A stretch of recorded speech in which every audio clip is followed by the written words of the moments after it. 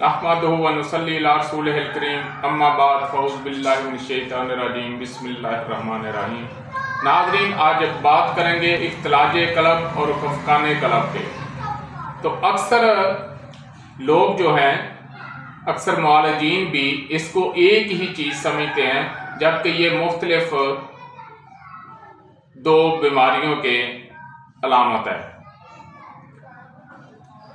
اور اس میں یہ بات ذہن میں رکھیں کہ اختلاج قلب اور بیماری ہے اور خفقان قلب اور بیماری ہے۔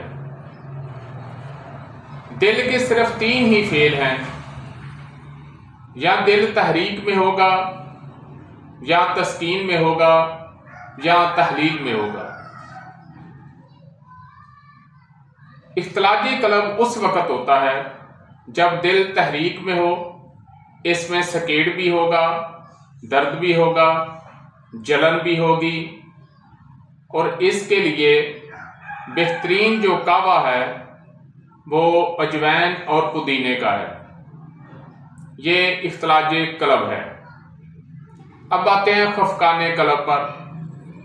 تو اختلاج قلب جو ہے یہ دراصل عضلاتی اعصابی تحریک میں ہوتا ہے، خشک اشیاء زیادہ کھانے کی وجہ سے، سرد اشیاء زیادہ کھانے کی وجہ سے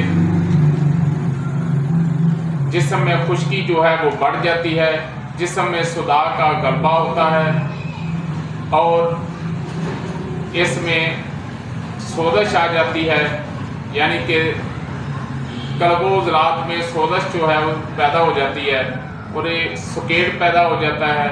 تو اس کے لیے بہترین جو کعوہ ہے وہ اجوین اور پودینے کا ہے، اس میں گڑ ڈال لیں یا شہد ڈال لیں۔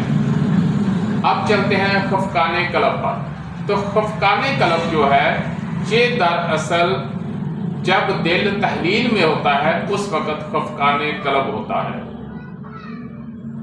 تو یہ غدی عضلاتی تحریک میں ہوتا ہے، گرم اشیاء زیادہ کھانے کی وجہ سے ہوتا ہے، گرمی میں زیادہ کام کرنے کی وجہ سے ہوتا ہے، اور اس میں پیاس جو ہے وہ بھی بہت لگتی ہے۔ تو خفقان قلب کے لیے جو بہترین ہے وہ چھوٹی الائچی اور سونف کا کعوہ ہے، اس سے فوراً سکون آ جائے گا۔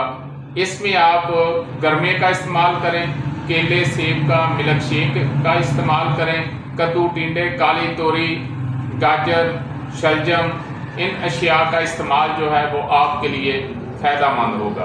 اور تیسرا جو دل کا فعل ہے اس میں دل ڈوبتا ہے، یہ اعصابی عضلاتی تحریک میں ہوتا ہے۔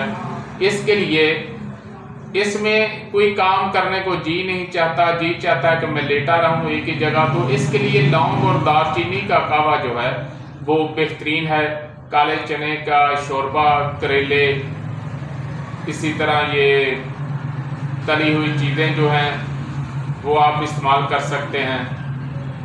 تو اس میں جو دل ڈوبتا ہے وہ ٹھیک ہو جائے گا۔ وما علینا الا البلاغ۔